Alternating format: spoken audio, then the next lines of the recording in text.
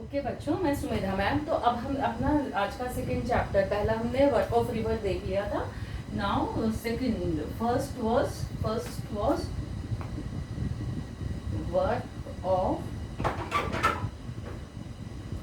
River, second is work of wave.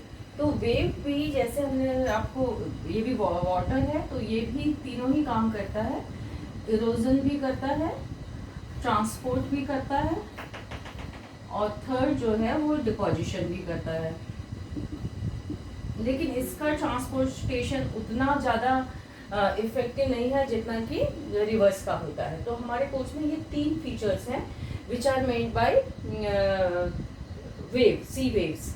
तो अब इसको कैसे बनता है देखते हैं हम। ये मान लीजिए कि ये सी है और सी के दोनों तरफ या चारों तरफ जो होता है वो लैंड होती है। अलग अलग जगह अलग अलग स्लोप की होती है, अलग अलग टाइप के रॉक्स होते हैं और उसके हिसाब से ही इरोजन ट्रांसपोर्टेशन का रेट होता है। तो अब जब ये सी वेव्स क्या है, सी वेव्स सी के सरफेस पे होने वाला मोमेंट है। आपने कुछ बच्चों ने रियल में भी देखा होगा, कुछ ने मूवीज डॉक्यूमेंट्री में देखा होगा कि टॉप जो सी वाटर होता है वो ऐसे उसमें लेफ्ट राइट का मोमेंट होता रहता है, काफी फास्ट भी होता है, फ्रीक्वेंट भी होता है।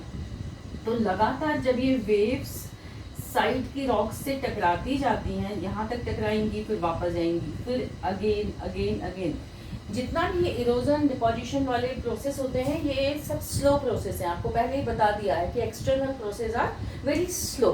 तो इस लगातार इसके टकराते जाने से ये जो रॉक्स हैं ये धीरे धीरे इरोड होने लगेंगी। ठीक है, इरोड होने का मतलब कटिंग होने लगेगी, कटने लगेगी, और होते होते ये जो इस तरह से डीप होती जाएंगी। जहाँ सी की वेव्स ज़्यादा टच हो रही हैं, ऊपर तक तो नहीं टच होंगी, तो धीरे धीरे ये जो एरिया है ये ऐसे अंदर की तरफ चल जाते जाएगा और यहाँ तक भी पानी आने लगेगा। तो ये जो एरिया है कई कई मिलियन ईयर्स में काफ़ी अंदर तक डीप हो जाता है और इसको हम कहते हैं सी केव्स। जैसे केव की तरह, गुफा की तरह फीचर बन जाता है सी केव। अब कई बार क्या होगा कि सी केव्स केवल एक ही तरफ नहीं है। अब ये तो क्योंकि ब्लैक बोर्ड पे है, अगर आप इसको 3D में देखेंगे, मैं आपको वीडियो भी शेयर करूंगी, तो कई बार इसकी वॉल्स जो है वो गिर जाती हैं और केवल ये उसकी रूफ बची रहती है। इतना ज़्यादा डीप ये चले जाता है, इसको हम सी आर्क बोलते हैं।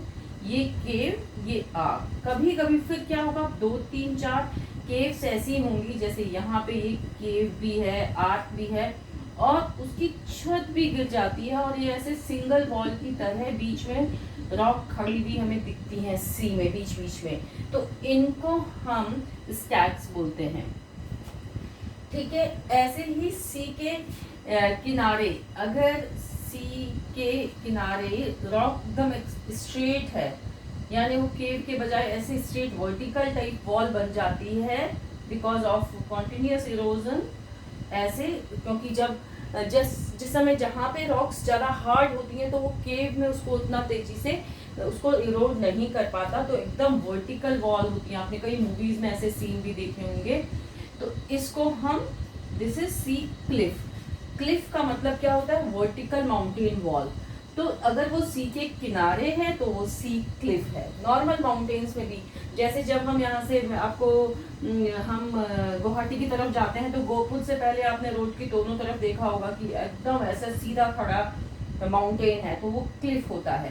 तो these are the features made by, these are the land forms which are formed by sea waves. तो ये सारे ही जो फीचर्स हैं, दीज आर इरोजनल फीचर्स। ये सब सी वेव के इरोजन से बने हैं। ट्रांसपोर्टेशन का मतलब ये जो जितना भी इरोजन के बाद जो रॉक्स का पाउडर बन के आता है वो सी के साथ, पानी के साथ वापस बह जाता है और सी फ्लोर में जमने लगता है। कई बार ये, this is not written in your book, ये बीच आपके बुक में दिया नहीं है, फिर भी मैं आपको बता रही हूँ कि जहाँ पे सी के किनारे का स्लोप कम होता है वहाँ पे जो ये सी का इरोडेड मटेरियल है वो साइड में भी जम जाता है, सी के किनारे कोस्टल एरिया में जम जाता है, और इसको हम सी बीच बोलते हैं। आपने बीच में देखा होगा जहाँ लोग प्ले कर रहे हैं, बच्चे लोग खेलते रहते हैं, तो sea beach is depositional feature of wave. तो ये डिपोजिशनल फीचर है जो कि सी वेव से बनता है। हमारे कोर्स में आपको ये चारों डेफिनेशन आनी चाहिए, एनसीईआरटी बुक में दी हुई है। सी केव्स क्या होते हैं, सी आर्क्स क्या है, स्टैक्स क्या है, एंड सी क्लिफ क्या है। तो so this is second agent of erosion, sea wave. Now third is glacier, इसको मैं आपको नेक्स्ट वीडियो में समझाती हूँ। Thank you.